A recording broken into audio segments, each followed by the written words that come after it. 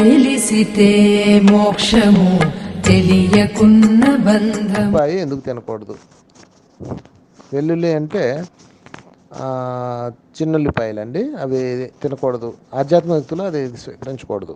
ఎందుకు అంటే అది మనలో తమో గుణాన్ని పెంచుతుంది, కాస్మిక్ ఎనర్జీని నాశనం చేస్తుంది.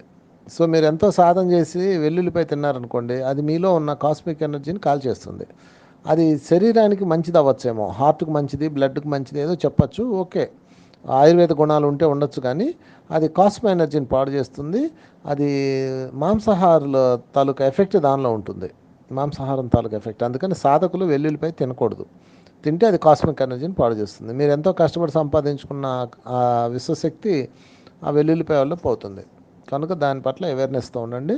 దాన్ని కూరల్లో వాడకండి, దాని బదులు ఇంగు వేసుకోండి, ఇంగు బాగుంటుంది, అది యూజ్ చేయండి. సో వెల్లుల్లిపాయ సాధకులు, ధ్యాన సాధకులు దయచేసి మానేస్తే మంచిది.